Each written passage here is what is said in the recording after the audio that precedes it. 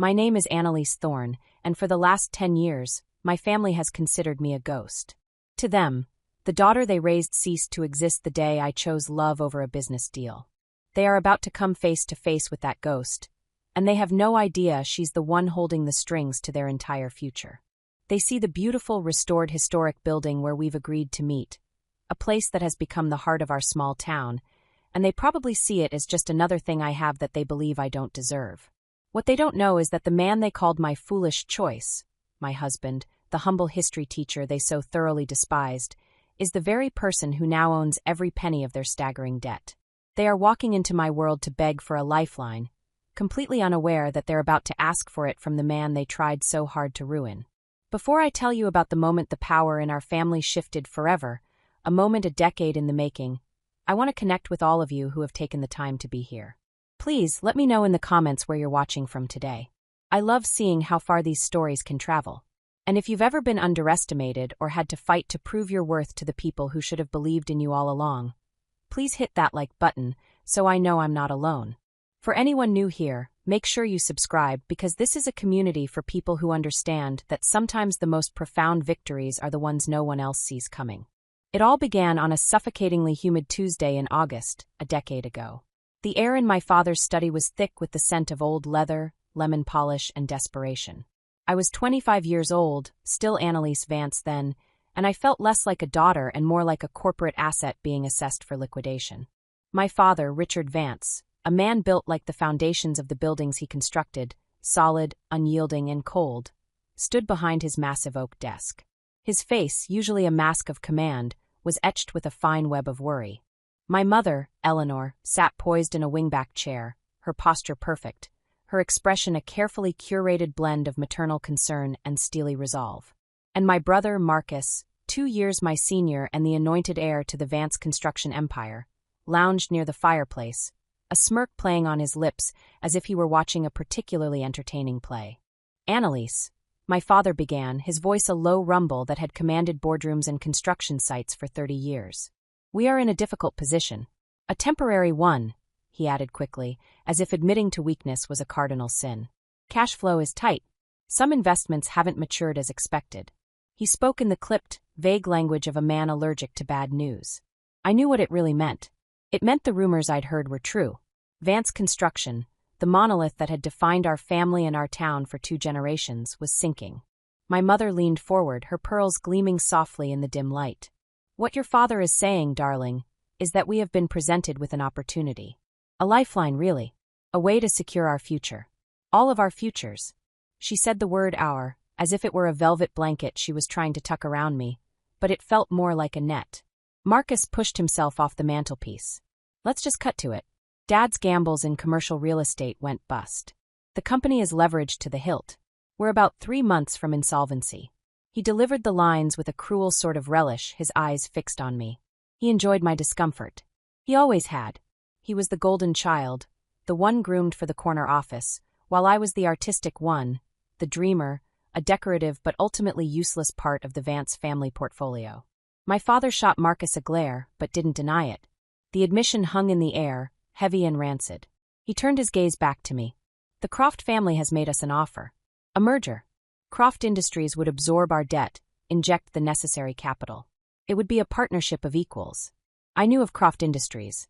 They were our biggest competitor, a corporate shark that had been circling Vance Construction for years. And I knew of Sterling Croft, the heir to that empire. I'd met him a few times at insufferable society galas. He was handsome in a generic catalog sort of way, with a smile that never quite reached his eyes and a handshake that felt like an audit. The Crofts have one condition, my mother said, her voice smooth as silk. They believe in the strength of family alliances. To formalize the merger, to truly unite the 2 companies, they have proposed a union between you and their son, Sterling. The room fell silent. The ticking of the grandfather clock in the hall sounded like a hammer striking an anvil. I stared at them, a slow, creeping horror dawning on me. This wasn't a business meeting. It was a transaction. And I was the price. You want me to marry Sterling Croft? I whispered, the words feeling foreign and grotesque on my tongue. It's a brilliant match, my mother insisted, her tone brightening unnaturally. The Crofts are a wonderful family. You would have a beautiful life, Annalise. You would want for nothing. I don't love him, I said, my voice gaining a sliver of strength. I barely know him. My father slammed his hand down on the desk, making me jump. The sound was like a gunshot in the quiet room. Love? What does love have to do with this? This is about duty. This is about survival. For years, you have benefited from the sweat and sacrifice that built this company. You've lived in this house, driven the cars we bought you, attended the finest schools. Now, the family is asking for something in return. It's time for you to contribute. By selling myself? I shot back, a fire igniting in my chest. By securing your family's legacy, he roared. Marcus laughed, a short, ugly bark. Don't be so dramatic, Annie. It's not like you have better prospects. What's that guy's name? The one you're always sneaking around with? Daniel? The history teacher? What could he possibly offer you? A life of dusty books and faculty meetings? You think he can give you what Sterling Croft can? The mention of Daniel's name was like a splash of cold water. Daniel Thorne. He was everything my family wasn't. He was quiet where they were loud, gentle where they were abrasive, and his passion wasn't for balance sheets, but for the stories hidden in the past. He saw value in things my family would have bulldozed without a second thought. And he saw value in me, Annalise the person, not Annalise the asset. Daniel is a good man, I said, my voice trembling but firm. I love him. Love doesn't pay the bills, Annalise, my mother said, her voice dripping with condescension. It doesn't keep a roof over your head. Not a roof like this one, anyway. It's a childish fantasy. You're a woman now. It's time to make a grown-up decision. I looked at their faces, my father's rigid fury, my mother's disappointed disdain, my brother's smug cruelty. In that moment, I saw them for what they were. They didn't love me. They loved the idea of me, the obedient daughter who would perform her function. Any deviation from the script was not just a disappointment, it was a betrayal. I had been on a short, silken leash my entire life, and for the first time, I felt it tighten into a noose. No, I said. The word was small, but it filled the vast, oppressive room. My father's face darkened. What did you say? No, I repeated louder this time. I stood up, my legs shaking. I will not marry a man I do not love to save your company. I will not be your bargaining chip. My life is not for sale. The silence that followed was absolute and terrifying. My father stared at me, his eyes wide with disbelief, as if his favorite hunting dog had just spoken to him in fluent Latin. My mother looked aghast, as if I had just committed an unforgivable social faux pas. Marcus just looked amused, waiting for the fireworks. My father walked slowly around the desk until he was standing directly in front of me. He was a large man, and he used his physical presence as a weapon. You are making a catastrophic mistake, he said, his voice dangerously low. You are choosing a pauper over your own family. You are choosing ruin. I'm choosing a life, I replied, my chin held high. My own. He looked at me for a long moment, and something in his eyes broke. It wasn't sadness. It was a cold, hard finality. He was severing a tie. Then you are no longer a part of this family, he said, each word a stone. If you walk out that door to be with that man, do not ever come back. Don't call. Don't write. When Vance Construction goes under, and when your little teacher's salary runs out, don't you dare come to us for help. You will be on your own. You will be nothing. My mother didn't protest. She simply nodded in agreement, her face a mask of stone. Marcus smiled. It was exactly what he wanted. With me out of the picture, there was no one to complicate his inheritance, no one to divide what little might be left. Tears were streaming down my face, but I didn't let them hear me sob. I turned and walked out of the study, out of the grand foyer with its polished marble floors, past the family portraits where my own smiling face seemed to mock me. I went upstairs to my bedroom, a room that suddenly felt like a museum of a life that was no longer mine. I packed a single suitcase with my most essential belongings, some clothes, my favorite books, and a small, framed photo of me and Daniel taken on a picnic. It was the only thing in the room that felt real. As I walked down the grand staircase, my mother was waiting at the bottom. She didn't try to stop me. She just looked at me with a chilling emptiness. I hope you're happy, Annalise, she said, her voice devoid of any warmth. You made your bed. Don't come crying to us when your history teacher can't pay the rent.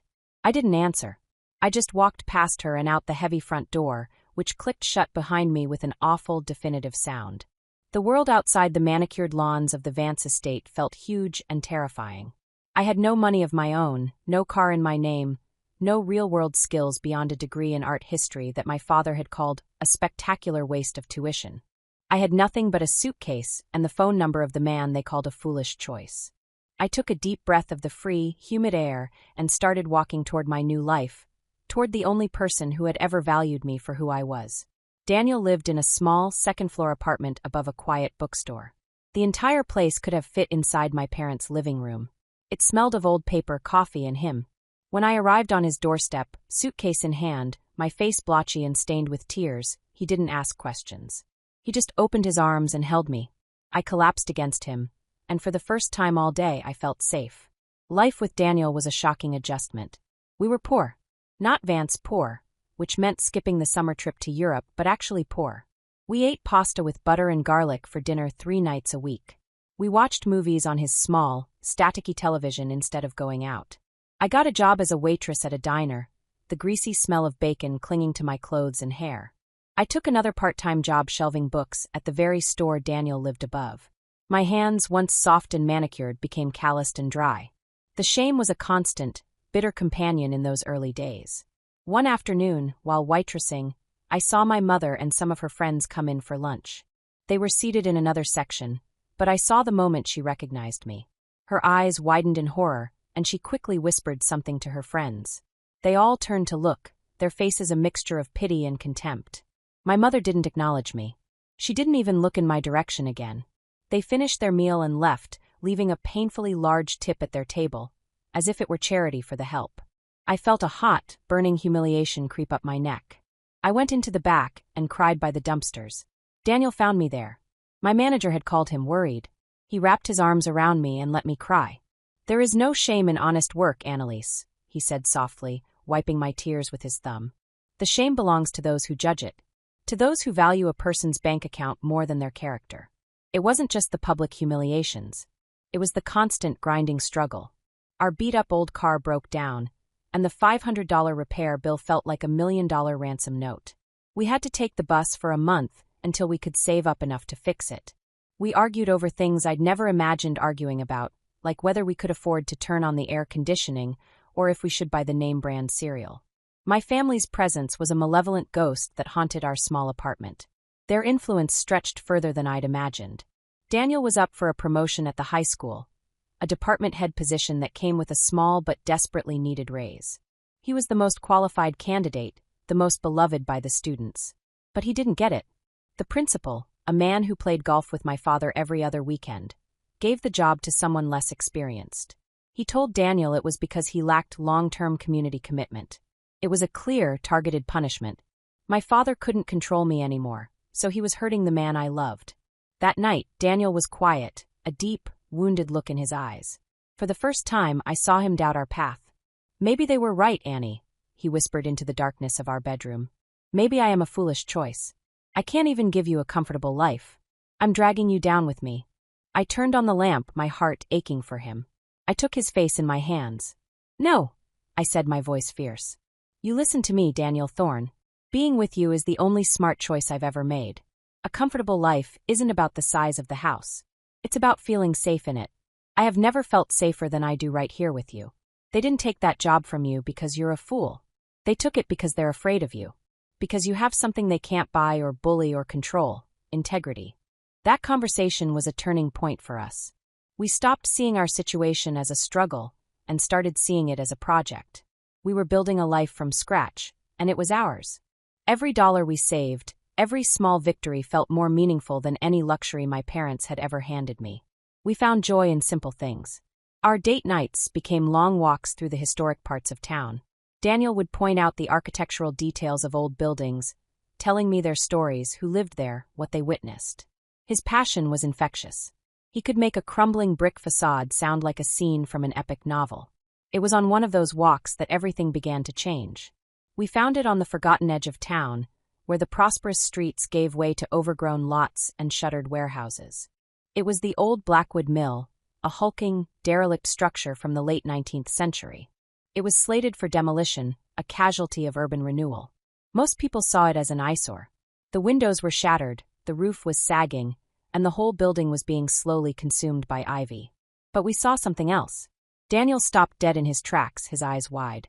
"Look at that, Annie," he breathed, pointing to the unusual, curved lines of the gables and the intricate, though decaying ironwork around the main entrance. That's not a standard industrial design. That's artistic. It's deliberate. We spent the rest of the afternoon circling the property, peering through the grimy windows. While I saw decay, Daniel saw bones. Good bones. He started spending his nights at the town library, digging through dusty archives, old maps, and faded newspapers. He became obsessed, possessed by a historical mystery. He had a hunch, a wild, improbable theory that the mill was connected to a figure he'd been studying for years, Alastair Finch. Finch was a ghost in the world of architecture. A purported genius who had a brief, brilliant career in the 1880s before vanishing completely. He was said to have a radical, organic style that was a century ahead of its time, but only a handful of his drawings survived, and no confirmed buildings were known to exist. He was a myth, a lost architect. Daniel believed the Blackwood Mill was his forgotten masterpiece. One evening he came home, his eyes blazing with excitement. He unrolled a copy of an old town ledger on our small kitchen table. "Look," he said, his finger tracing a faded entry from 1888. "A payment to A. Finch for mill design and oversight. It's him. I know it's him." The town council was practically giving the property away. They just wanted it off their books before they had to pay for the demolition. The price was $10,000. Exactly the amount we had painstakingly saved over 3 years for a down payment on a small house. It was our entire net worth. "We should buy it," Daniel said, his voice quiet but certain. I stared at him. It was the most insane idea I had ever heard. "Buy it? Daniel, it's a ruin. We'd be buying a pile of rotting wood and broken glass. It's a money pit." It would be a foolish choice," I said, the words tasting like ash in my mouth as I echoed my father. He took my hands. His were steady. "History is never foolish, Annalise. It's full of value people have forgotten. Your father, he sees value in things that are new and shiny. He wouldn't see this. But we do. This is our chance to save something beautiful. To build something that is truly ours. It's a gamble, I know. But I believe in this. I believe in Finch." He paused, his gaze intense. "And I believe in us." Looking into his earnest, hopeful eyes, I felt a surge of something that had been dormant in me for years. Courage. This wasn't about a building. It was about us. It was a leap of faith into a future we would choose, not one that was dictated to us. "Okay," I whispered. "Let's do it." The town council practically laughed us out of the room when we made the offer, but they were happy to take our money. News of our ridiculous purchase spread through the small town like wildfire. It even reached my family. My brother Marcus called me for the first time in 3 years, not to reconcile but to mock. "I heard the news," he said, his voice dripping with condescending pity. "First you marry a pauper, now you're buying garbage heaps on the bad side of town. I have to hand it to you, sis. You're really committed to this whole rock-bottom lifestyle. Dad's right. You've truly lost your mind." He laughed and hung up. That phone call could have broken me. Instead, it hardened my resolve. I wanted to prove them all wrong. Not just my family, but the whole town that was whispering behind our backs. The Blackwood Mill became our defiant stand. The first year of the restoration was brutal. We did most of the work ourselves, learning as we went. We spent every weekend and evening covered in dust and grime, clearing out decades of debris, pulling up rotten floorboards and scraping away layers of hideous lead paint. We nearly went broke a dozen times. A winter storm tore a hole in the already fragile roof, and a week later, an old pipe burst, flooding the entire ground floor. There was a night we sat on the damp floor, shivering and defeated, surrounded by the mess, and I thought, Marcus was right. "We've lost our minds, *. But Daniel never wavered. He secured a tiny historical preservation grant after presenting his preliminary research to the state committee. It wasn't much, but it was enough to fix the roof and keep us going. He also managed to win over a key and initially skeptical ally, Mr. Henderson, the town's gruff, by-the-book planning officer. Henderson had initially seen us as a nuisance, a pair of naive dreamers destined to fail and leave the town with an even bigger mess. But he saw us there, day after day, week after week, working in the freezing cold and the sweltering heat. He saw Daniel's meticulous research, the passion in his eyes. Slowly, his skepticism turned into a grudging respect. He started stopping by, offering advice, pointing us toward reputable, affordable contractors for the work we couldn't do ourselves. He became our first believer. The real mockery came one Saturday afternoon. Marcus, true to form, decided he needed to see our folly for himself. He drove up in his shiny new luxury sedan, his perfectly coiffed fiancée, a woman who looked like she was assembled from a catalog of expensive brands, in the passenger seat. They got out of the car, careful not to get their pristine shoes dirty. "Wow," Marcus said, gesturing at the half-restored facade with a theatrical sweep of his arm. "This is even more pathetic than I imagined." "Is this the master bedroom?" he asked, pointing to a gaping hole in the wall. His fiancée giggled, a sound like tiny, sharp icicles. I was standing on a ladder, prying loose a rotted window frame, my face smudged with dirt. Daniel was hauling a pile of debris to the dumpster. He walked over and stood beside me, his presence a silent wall of support. "What do you want, Marcus?" I asked, my voice flat. "Just wanted to see how the other half lives," he sneered. "Wanted to see the great historical monument my sister and her brilliant husband are building. Tell me, when you're done, are you going to charge admission for people to see the inside of a tetanus shot?" Daniel stepped forward. "I think you should leave," he said, his voice calm but hard as steel. Marcus looked Daniel up and down, a look of utter contempt on his face. "You're still here, Thorne? I'm surprised. I figured you'd have run back to your dusty classroom by now. This is too much like real work for you." He turned back to me. "Seriously, Annalise. It's not too late. You could still come home. Apologize to Dad. This whole sad little chapter of your life could just be a bad memory." "This is my home," I said, looking from the building to Daniel and back again. "And this is my life. Now get off my property." Marcus just shook his head, a smug, pitying smile on his face. "Have it your way." He and his fiancée got back in their car and sped away, leaving a cloud of dust in their wake. I watched them go, a cold fury solidifying in my gut. It was no longer just about proving them wrong. It was about building a world so complete and so beautiful that their opinions would become utterly irrelevant. The breakthrough came 2 years into the project. We were carefully removing a section of wall in what we believed was the original site office. It seemed oddly thick. Behind the plaster and lathe we found another, older wall. It had been sealed up. With trembling hands, we pried away the boards. And there, in the dark, dusty cavity, was a small, lead-lined box. My heart was pounding so hard I could feel it in my ears. Daniel gently lifted the box out and placed it on a makeshift table. He unlatched the lid. Inside, perfectly preserved, was a roll of original linen blueprints. And on the bottom corner of the top sheet, a spidery, elegant signature, Alastair Finch. Beneath the blueprints was a leather-bound journal. It was Finch's personal log from his time in our town, detailing not just the construction of the mill, but his revolutionary design philosophy, his frustrations, and his dreams. It was the Rosetta Stone of his entire lost career. We didn't shout. We didn't even speak. We just looked at each other, the enormity of what we had found settling over us. We had done it. Daniel had been right. We had found a ghost. The news, when we finally released it through the university's architectural department, was an explosion. Experts from around the world descended on our small town. The Blackwood Mill, our garbage heap, was declared a national treasure, the only known surviving work of a lost master. The story was intoxicating. The humble history teacher and his outcast wife who saw a masterpiece where everyone else saw rubble. Our lives were transformed overnight. Donations and grants poured in to complete the restoration properly.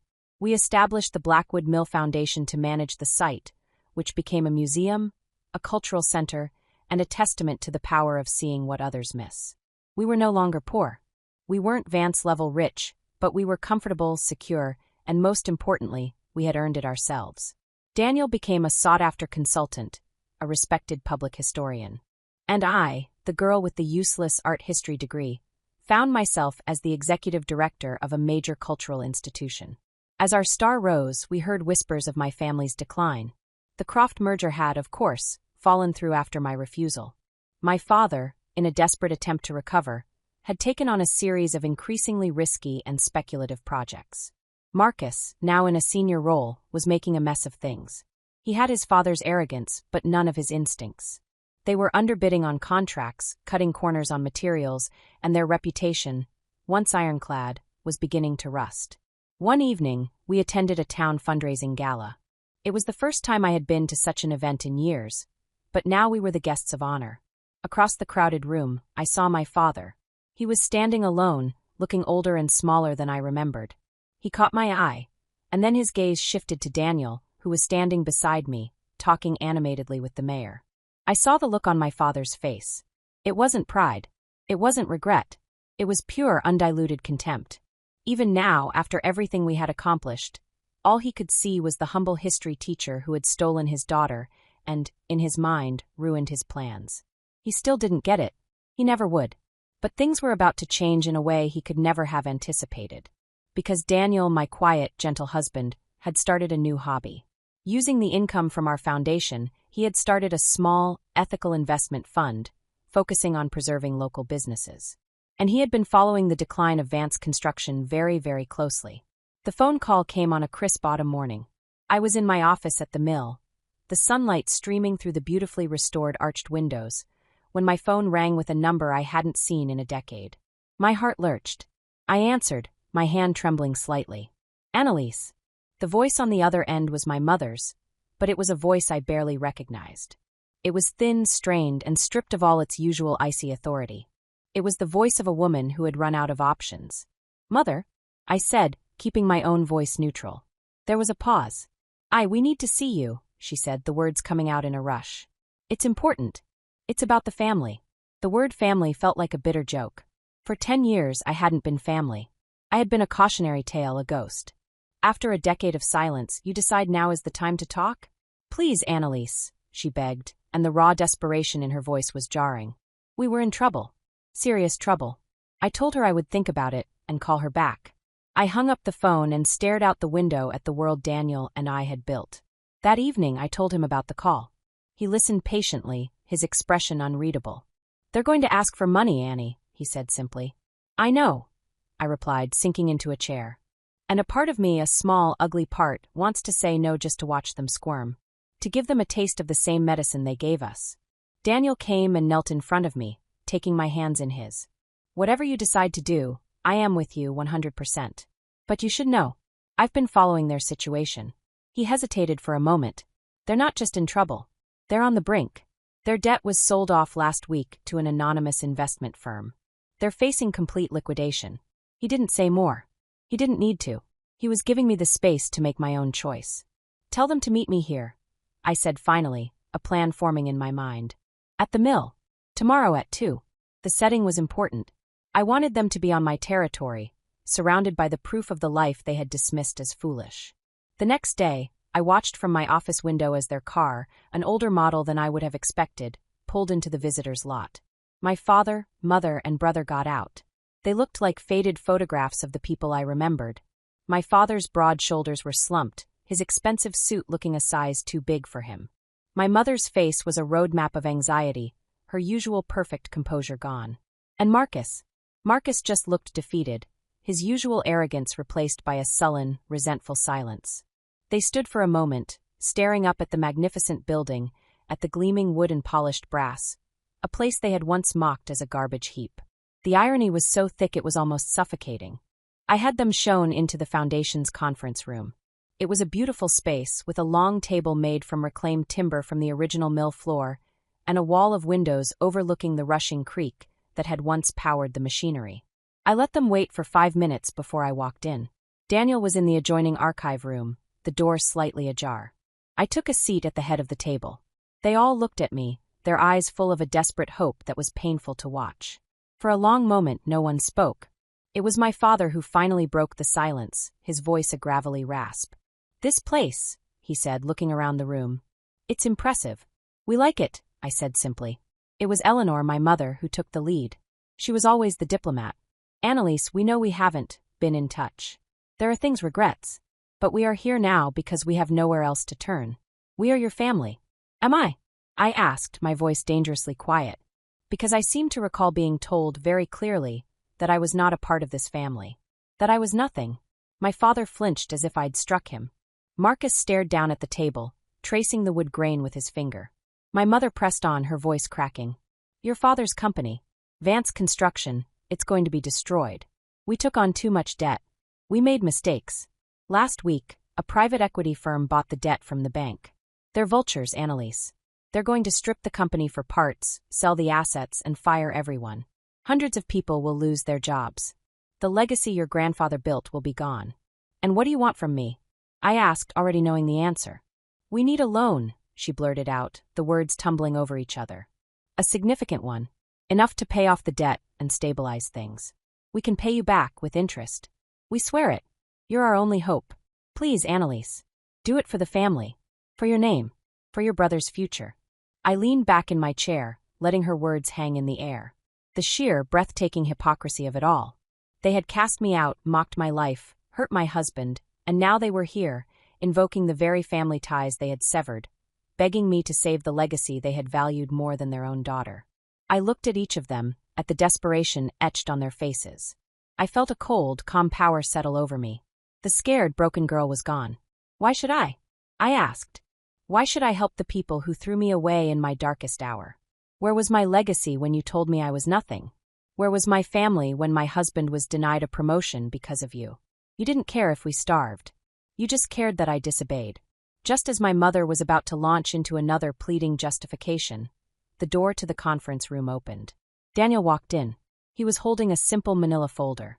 He looked calm, composed, and in complete control. My father looked up, his face contorting with renewed anger. "What are you doing here, Thorne?" he snarled. "This is a private family matter." Daniel smiled, a gentle, almost sad smile. He walked to the table and stood beside me, placing a supportive hand on my shoulder. "Actually, Richard," he said, his voice polite but firm, "it's my business now."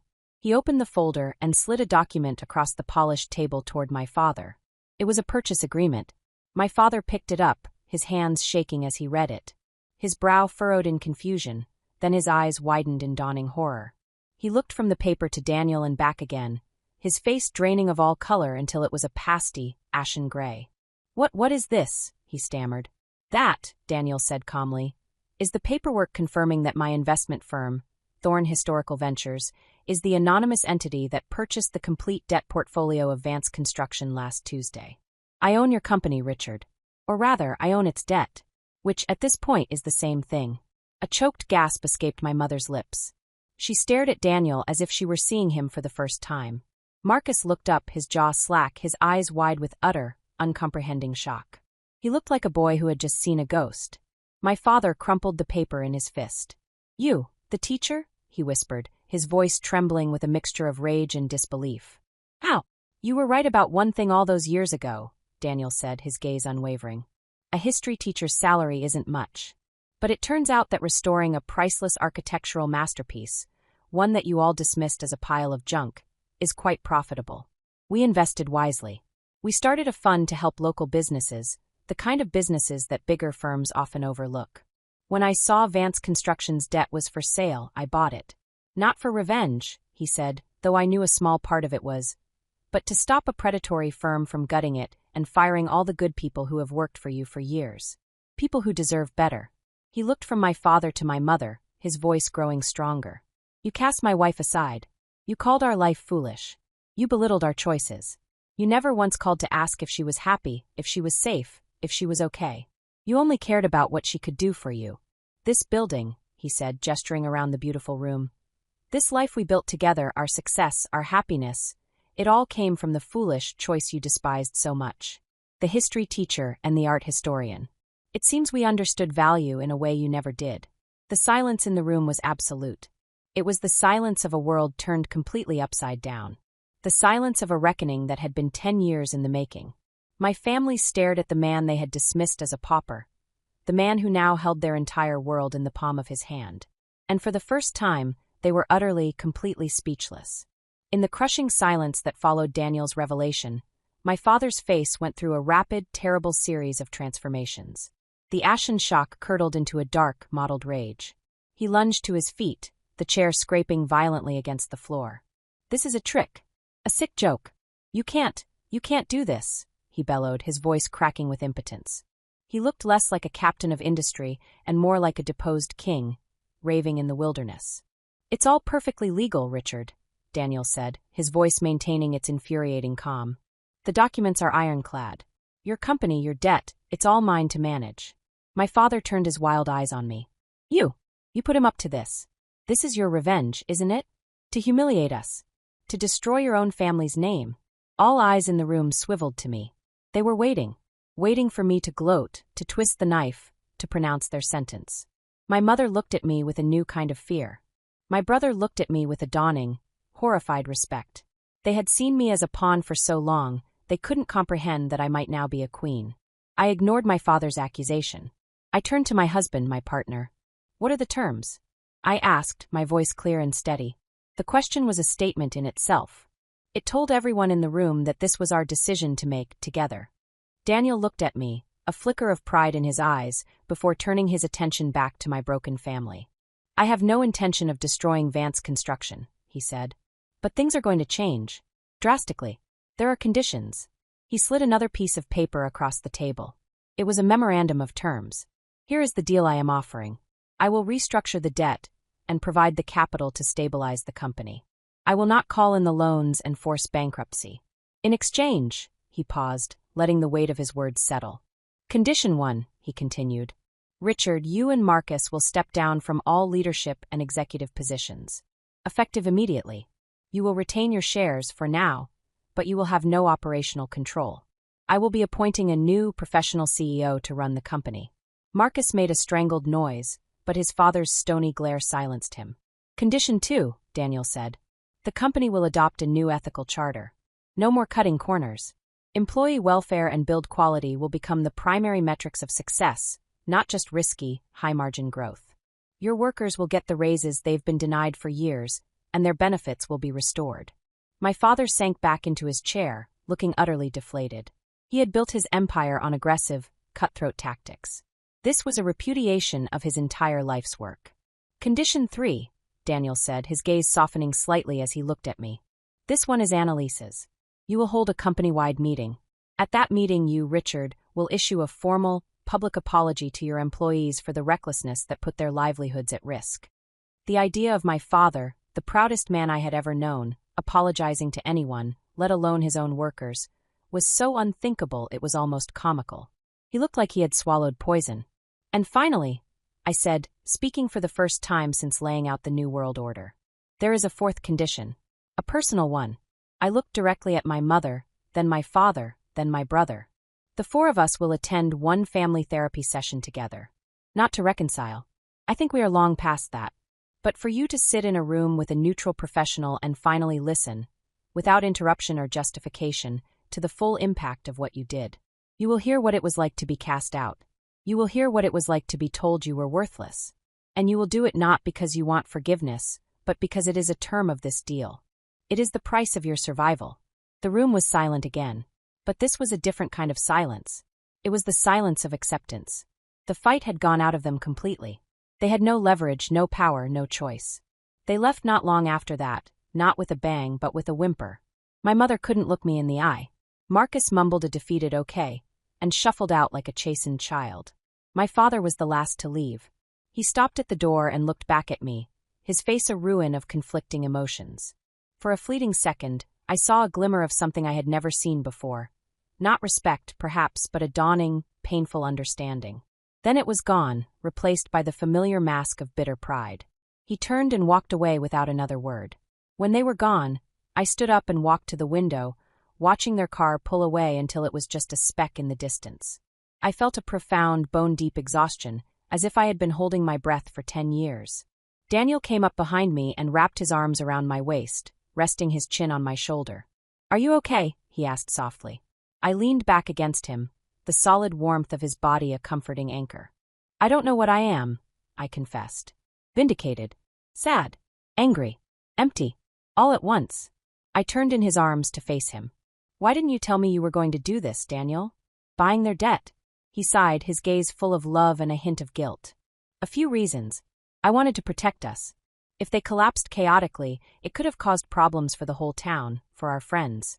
And honestly, I wanted to stop them from ever having the power to hurt you again." He paused, his expression turning serious.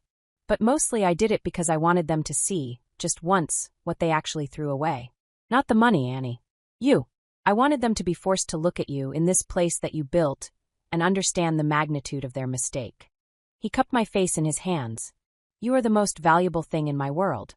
I just wanted them to finally see you clearly." Tears welled in my eyes, but for the first time that day they were tears of gratitude. I was not alone. We had faced them together.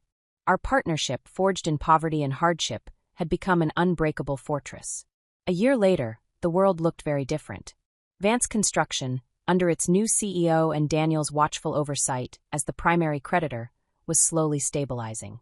It was smaller, leaner, but it was solvent. The employees were happier. The work was higher quality. My father was in a bitter, forced retirement, spending his days wandering his large, empty house like a ghost. He had lost his identity, and he didn't know how to find a new one. Marcus had taken a modest project management job with a different firm in a neighboring state. The experience had humbled him in ways I never thought possible. The therapy session was as difficult and as necessary as I had imagined. It took place in a sterile, impersonal office with a calm, patient therapist. It was not a magical breakthrough. There were no tearful hugs or grand apologies. My father sat in stony silence for most of the hour, his arms crossed over his chest. My mother offered a series of brittle, self-serving justifications disguised as apologies. "We were only thinking of your future, dear," she'd said. "We just wanted the best for you." But it didn't matter what they said, because for the first time, I said everything. I talked about the humiliation at the diner, the pain of my father's friend denying Daniel a job, the years of feeling like a commodity. I laid out the entirety of my hurt, not with anger, but with a calm, unshakable clarity. I wasn't asking for their understanding or their remorse. I was simply delivering a report of damages. When the hour was up, I walked out of that office feeling lighter than I had in a decade. A final, heavy door had closed. I hadn't found reconciliation, but I had found closure. My relationship with my family now is a strange, delicate thing. It's distant, but it's not silent. We see them a few times a year, on major holidays. The old, toxic power dynamics are gone, replaced by a careful, fragile civility. They treat Daniel with a reserved respect born of fear and a grudging admission of his success. They finally see him. More importantly, they finally see me. A few months ago, there was a town celebration for the second anniversary of the Blackwood Mill Museum. I was on stage, giving a speech about the importance of preserving our shared history and finding value in the places and people that society has forgotten. As I spoke, I scanned the crowd and my eyes locked with my father's. He and my mother were standing at the back, just watching. He didn't smile. He didn't applaud loudly. He just held my gaze. And in that look I saw it all.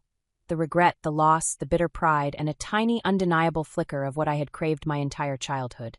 A father's respect for his daughter. I've learned that family isn't always about blood. Sometimes, it's about the people who see your value when you can't see it yourself. My family didn't disown me, they liberated me. They set me on a path to discover my own worth. A worth not measured in dollars or mergers, but in love, passion, and resilience. The crumbling old mill we saved was never just a building. It was a metaphor for the life we were building for ourselves. A beautiful, strong, and enduring structure, built on a foundation of things they could never see, with the foolish choice who turned out to be the wisest man I have ever known. What I've come to understand is that your value is inherent. It exists whether other people recognize it or not. Being underestimated, being dismissed, it can feel like a curse, but sometimes it's a hidden gift. It frees you from the weight of other people's expectations and allows you to build a life that is authentically, truly yours. The sweetest vindication isn't proving your doubters wrong. It's building a life so full and happy that their opinion simply ceases to matter. Thank you so much for listening to my story today. It means the world to me to be able to share it with all of you. Now, I want to hear from you. Have you ever had to redefine your relationship with your family or create your own definition of success? Share your story in the comments below. I read as many as I can, and your experiences give me so much strength. If my journey resonated with you, please don't forget to like this video and subscribe to the channel for more stories about finding strength in unexpected places. And if you know someone who might be going through something similar, someone who needs to hear that they are not alone, please share this video with them. Thank you for joining me on this journey. I wish you all the strength and clarity to build a life that you are proud of.